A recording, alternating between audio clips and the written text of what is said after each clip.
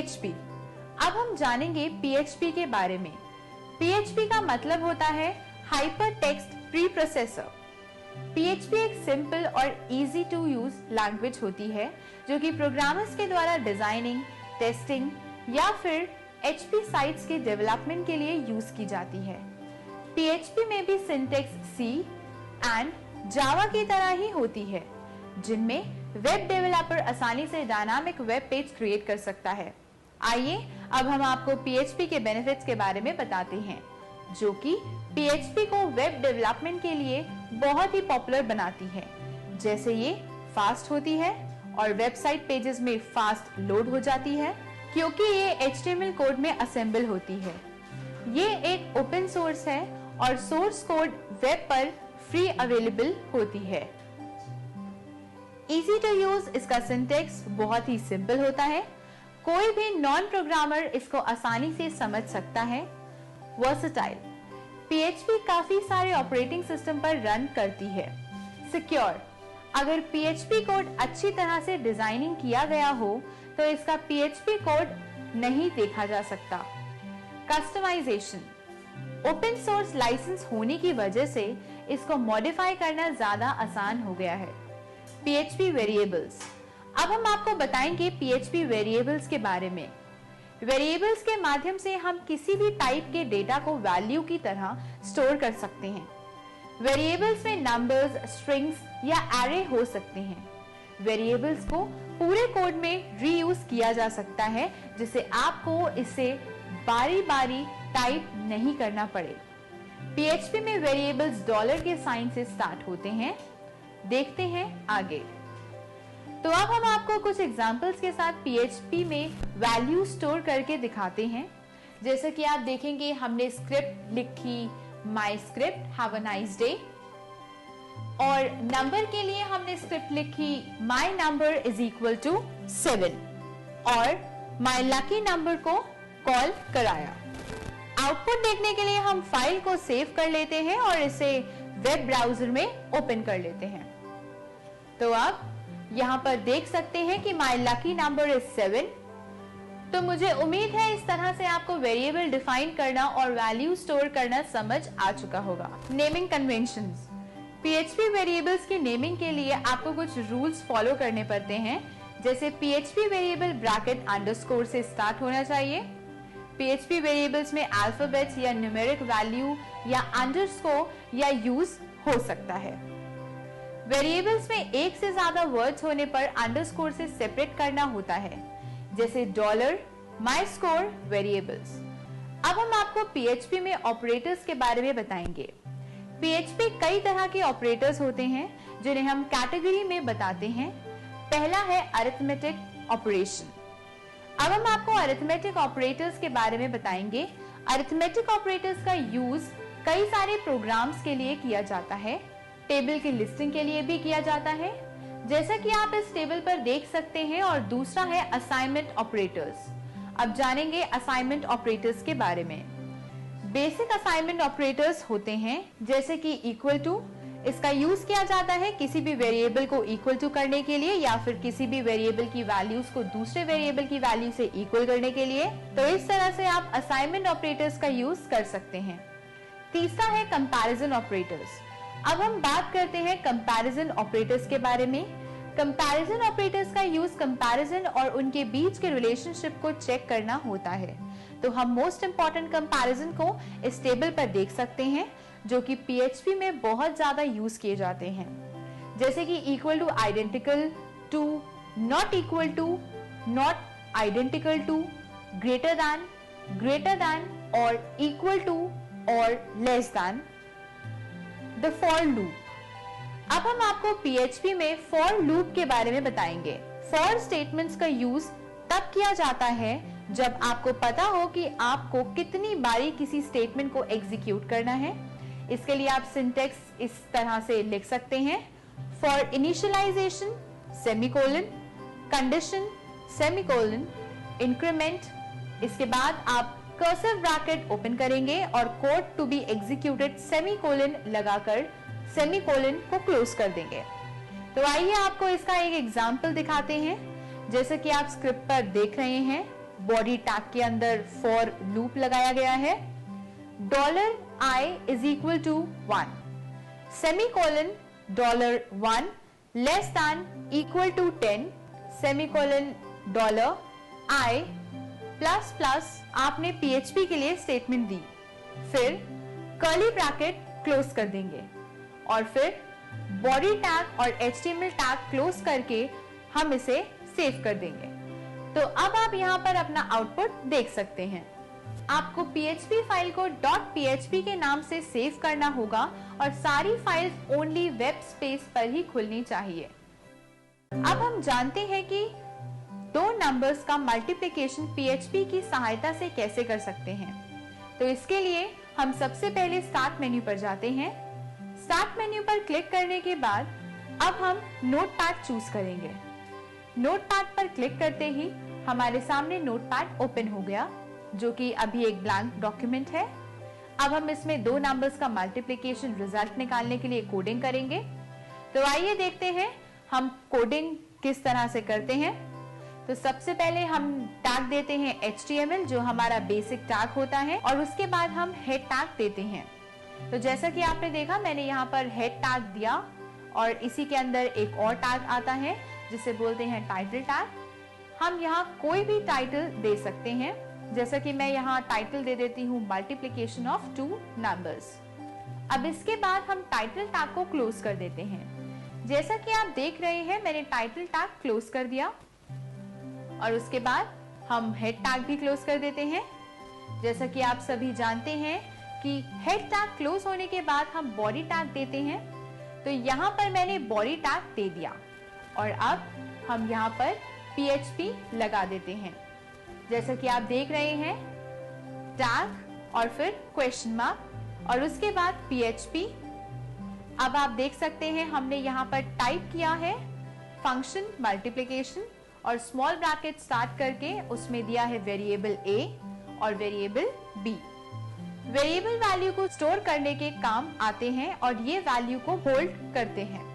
तो चलिए अब हम दो नंबर्स का मल्टीप्लिकेशन कराते हैं। जैसे कि आप देख सकते हैं, हमने यहाँ पर कर्ली ब्रैकेट स्टार्ट किया और उसके बाद C is equal to $A into $B। इसके बाद आप देख सकते हैं variable C is equal to variable A into variable B। तो इस तरह से हमें जो आउटपुट मिलेगा वो वेरिएबल C पे मिलेगा। तो जो भी मल्टीप्लिकेशन वेरिएबल A और वेरिएबल B की होगी वो आपको C पर दिखेगी। तो चलिए अब आगे बढ़ते हैं। अब हम यहाँ पर C की वैल्यू को रिटर्न कराएंगे। इसके लिए हम कोडिंग करते हैं रिटर्न C, इससे C की वैल्यू रिटर्न हो जाएगी। तो चलिए अब हम कर्ली ब्रैकेट भी क्लोज कर देते हैं। अब हम आगे देखते हैं। इसके बाद हमने x is equal to 5 दिया है, यानी कि x की वैल्यू हमने 5 दी है और इसके बाद हम एक और वैल्यू लेंगे जो कि है y is equal to 7। तो इस तरह से आपने देखा, हमने यहाँ पर दो वैल्यू इनपुट कराई, x is equal to 5 and y is equal to 7। अब आप देखेंगे हम यहाँ पर एक मैसेज देते हैं जो कि है the product of .x and .y .is .multiplication और उसके बाद स्मॉल ब्रैकेट में वेरिएबल x और वेरिएबल y और इसके बाद सेमीकोलन से इसे क्लोज कर देते हैं। और ये सब करने के बाद हम PHP को भी क्लोज कर देते हैं, जो कि हम क्वेश्चन मार्क और टैग के साथ क्लोज कर देते हैं। उसके बाद सेमीकोलन यहाँ पर लगाते हैं। अब हम बॉडी टैग को भी क्लोज कर देते हैं और इसके बाद हम सब लास्ट में HTML टैग भी क्लोज कर देते हैं। अब हम इस फाइल को सेव कर देते हैं। अब हम डेस्कटॉप या जिस भी लोकेशन पर आपने फाइल को सेव किया है वहां जाएं और इसे वेब ब्राउजर में ओपन कर लेते हैं। तो आप यहाँ पर इसका आउटपुट देख सकते हैं जो हमने यहाँ पर दिया था। तो आप देख सकते हैं आउटपुट है the product of 5 and 7 is 35, यानी कि इसने इन दोनों नंबर का मल्टीप्लिकेशन दिखा दिया है 35। तो इस तरह से हम PHP में दो नंबर्स की मल्टीप्लिकेशन कर सकते हैं। Post method. तो आइए अब हम देखते हैं कि हम पोस्ट मेथड द्वारा किस तरह से कोई भी इंफॉर्मेशन सेंड कर सकते हैं। तो उसके लिए हम सबसे पहले स्टार्ट मेन्यू में जाएंगे और नोटपैड ओपन करेंगे और उसमें पोस्ट मेथड के लिए कोडिंग शुरू करेंगे। कोडिंग के थ्रू ही हम इसमें पोस्ट मेथड अप्लाई करेंगे। तो सबसे पहले हम इसमें HTML टैग देते हैं। उसके बाद जो अगला टैग आता है उसे बोलते हैं हेड टैग और उसके बाद टाइटल टैग भी दे देते हैं। टाइटल टैग द्वारा हम अपनी फाइल को कोई भी सूटेबल टाइटल दे सकते हैं। सपोज मैं अपनी फाइल को टाइटल देती हूँ पोस्ट मेथड। इसके बाद मैं टाइटल टैग को क्लोज करूंगी। अब हम इसमें हेड टैग को भी क्लोज कर देंगे। अब हम इसमें बॉडी टैग देंगे। तो मैंने यहाँ पे इसे बॉडी टैग दे दिया है। तो अब हम इसके अंदर पोस्ट बॉडी टैग अप्लाई करने के लिए बॉडी टैग करेंगे, जो कि हमने हेडिंग डाली है अपने टेक्स्ट की बॉडी के अंदर। और इसके बाद हम H3 यानी हेडिंग भी क्लोज कर देते हैं। अब चलते हैं आगे। अब देख सकते हैं हम इसमें फॉर्म एक्शन बनाएंगे और आप देख सकते हैं मैंने यहाँ अपने फॉर्म एक्शन बना दिया है और नाम दे दिया है process.php।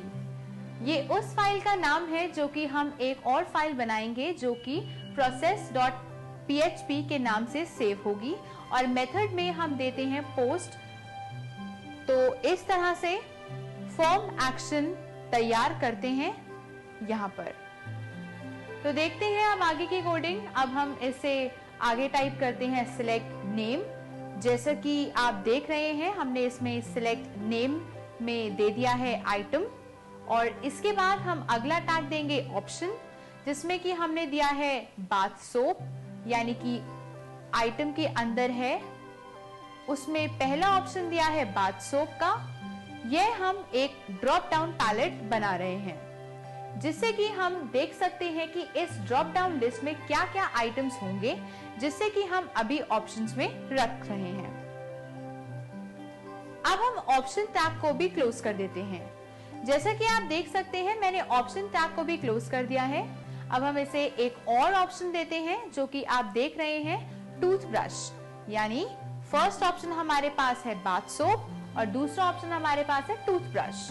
उसके बाद हमने ऑप्शन टैग दिया, उसके बाद हमने ऑप्शन टैग भी क्लोज कर दिया है। अब हम यहाँ पर थर्ड ऑप्शन देते हैं।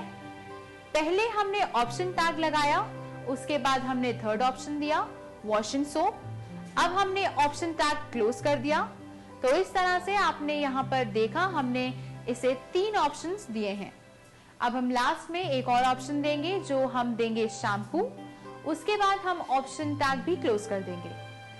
तो जैसा कि आपने देखा यहाँ पर 4 ऑप्शन हो गए हैं जो कि हम यूजर को चूज करने के लिए देंगे। यूजर को इसमें से जो भी यूज करना होगा तो इसमें से यूजर कोई भी ऑप्शन चूज कर सकता है। इसके बाद हम सिलेक्ट टैग पर क्लोज कर देते हैं।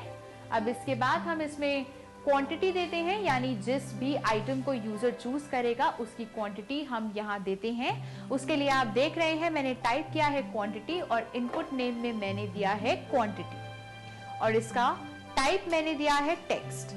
उसके बाद मैंने टैग को क्लोज कर दिया है और इसके बाद हम एक बटन बना देंगे सबमिट का, जो कि हमारे फॉर्म को या फिर कोई भी क्वेरी या फिर जो भी हमारे ऑप्शन होंगे उनको सबमिट करने के लिए काम आएगा।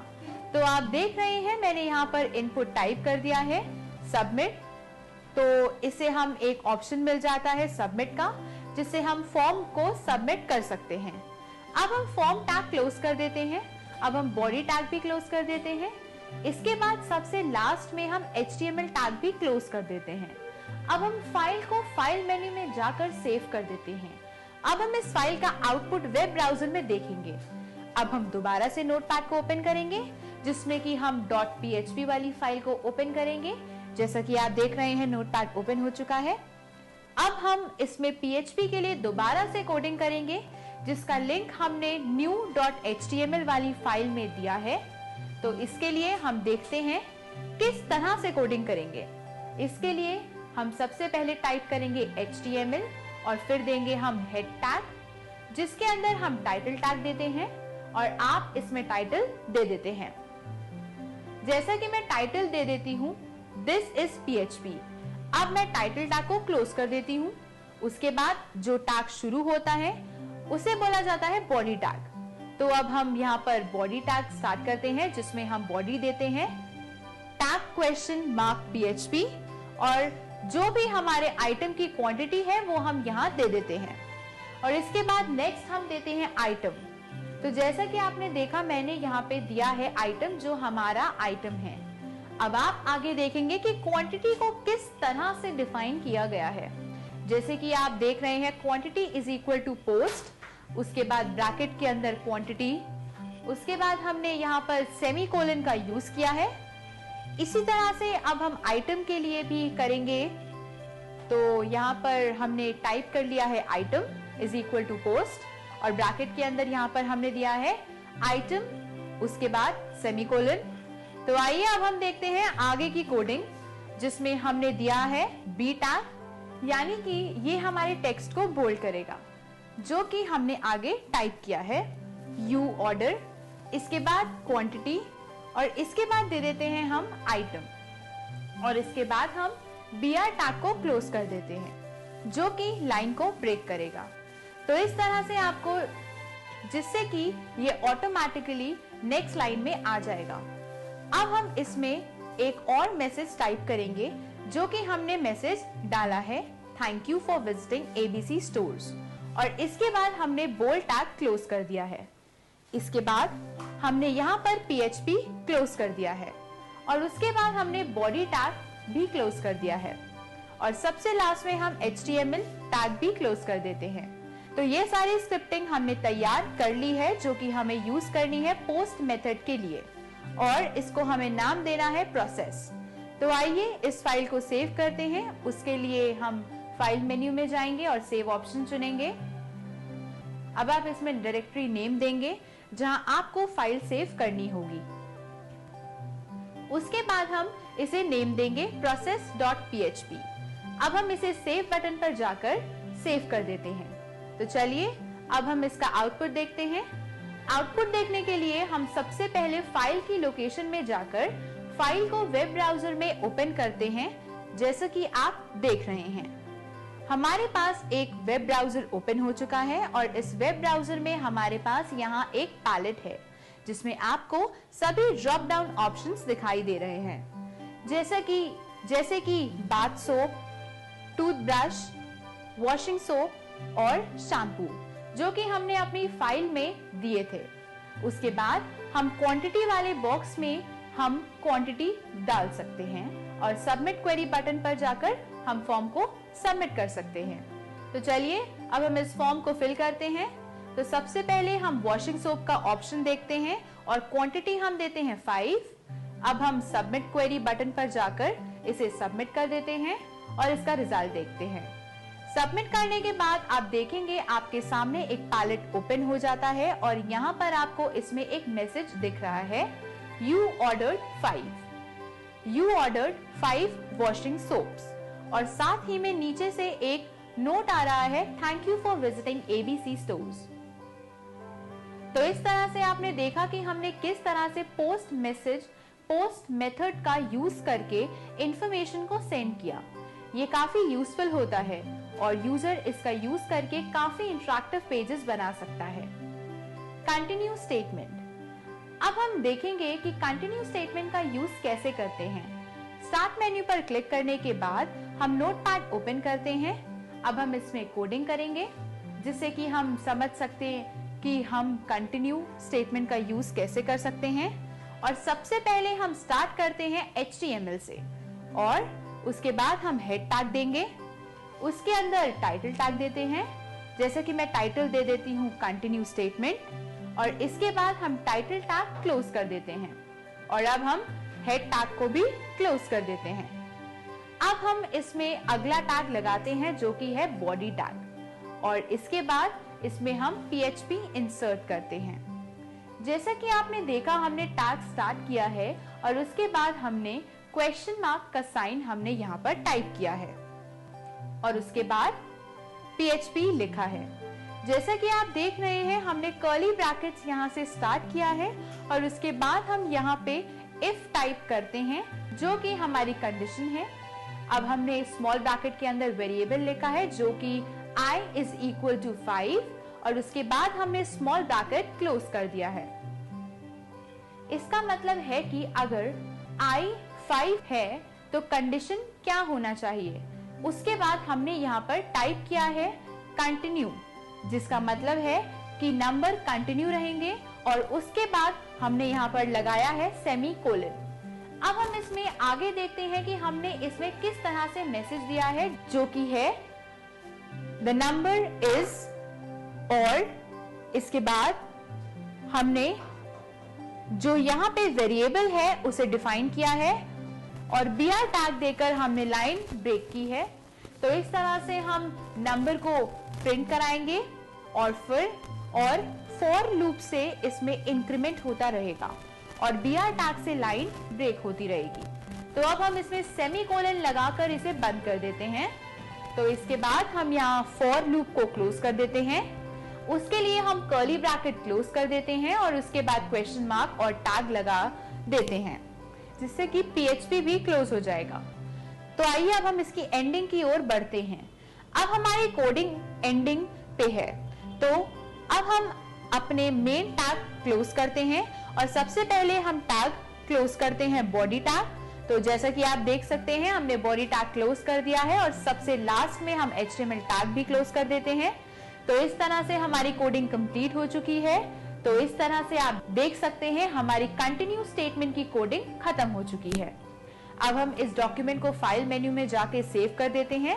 सपोज मैं अपनी फाइल को नाम देती हूँ continuous.statement। तो अब हम इससे सेव पर जाकर सेव कर देते हैं।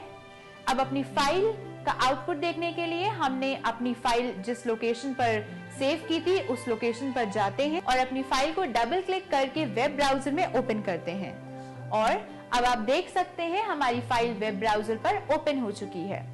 और आप यहाँ पर देख सकते हैं कि यहाँ पर लूप चल रहा है और स्टेटमेंट 1 से लेकर 10 तक कंटिन्यू है, जो कि कंटिन्यू स्टेटमेंट द्वारा चला है, जहां पर द नंबर इज और उसके बाद 1 वेरिएबल और इसी के साथ सेकेंड, थर्ड, फोर्थ और इसी तरह कंटिन्यू करते हुए ये 10 तक पहुंच जाता है।